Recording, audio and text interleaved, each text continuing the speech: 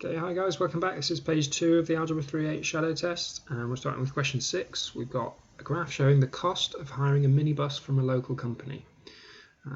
C is the initial cost of hiring the minibus, and M is the mileage done with the minibus. Okay.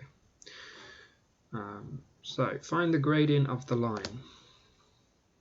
I think there actually we should get rid of the word initial. Find the gradient of the line. So that's easy enough. We need to draw a triangle in. So this looks like a good one there. Okay, so that'll give me the rise and the run. My run there is 100. I've gone across 100. Always look at the axes, remember, not the squares. And my rise is 30. I've gone up 30. So my gradient is rise over run. Always rise over run. 30 over 100. 30 divided by 100 is 0.3. Okay, you can give it in any format there. You could have said 3/10 or 30 over 100. Now, this bit, what does the gradient of the line represent? They like to ask this sort of question nowadays, not just what is it, but what does it represent? Well, the gradient, another way that they might word this actually as well is to say, interpret the gradient. So the gradient represents here the cost per mile, okay? Because every time we go a certain amount of miles, the cost goes up, but how much it goes up is how steep the graph is. Okay, so it's the cost per mile.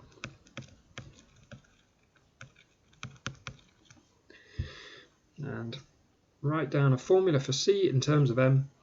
Well, it's just the same as writing down a formula for Y in terms of X. So our formula is going to be C equals rather than Y equals. And where X would normally be, I'm going to have M. So I'm going to have my gradient there and my y-intercept here. So you can see from the graph that the y-intercept is 30 and the gradient, we figured out before, was 0.3. And that's it. So the cost of hiring a minibus is 0.3 pounds per mile, or 30 pence per mile, plus £30 kind of initial fee, initial cost, I guess, for hiring a minibus. Right, number 7, continuing with graphs, work out the equation of the line passing through this point, 0, 2, and parallel to this line. So if it passes through 0, 2, let's just first start there. Where would that be on a set of axes?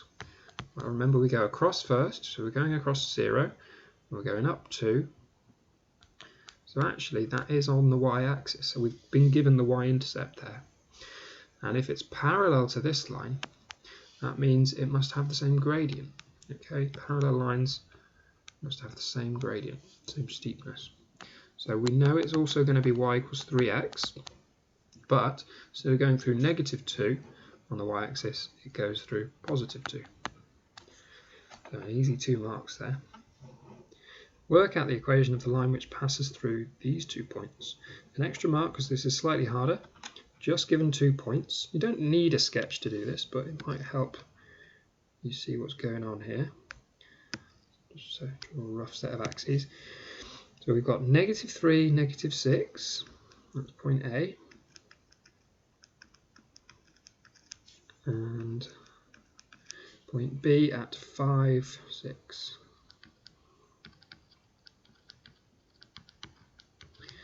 Okay.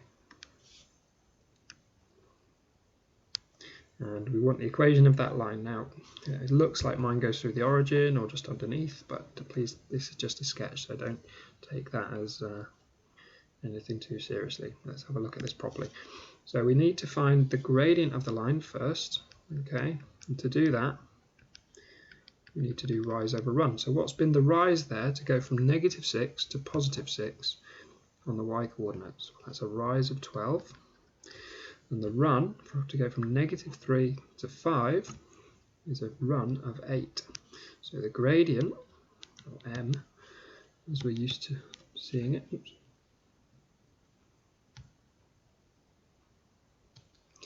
it's 12 over 8, or 1.5. And so we know our graph is y equals 1.5x plus something. Now we need to find out what the y-intercept is. So to do that, remember C is the usual letter we use for that, we're going to substitute a pair of coordinates in as our y and our x coordinate. And then we might as well use these positive ones. Okay, so we're going to substitute 5 as our x coordinate. We're going to substitute 6 as our y coordinate. Alright, so just do it up here. 6 is 1.5 times 5 plus something. Okay, well, let's work out what that is. 1.5 lots of 5 is 7.5. So what do I add to 7.5 to get 6? Well, actually I take something away, so C must be negative. It must be negative 1.5. And that completes our equation. Okay, got a quadratic graph in number 8. Write down the coordinates of the turning point of the curve. So nice and easy, these ones. Just look for where the graph turns and starts going in the opposite direction, and that is at 2, negative 1. Write down the solutions of the equation when it's equal to 0. You'll notice here that instead of y equals the equation, they've got the equation equals 0. So the thing that's changed to 0 is the y. So in other words, the solution of where this is equal to 0 is where y is equal to 0, where the y coordinate is 0. And that happens at 2 points. That happens here and here.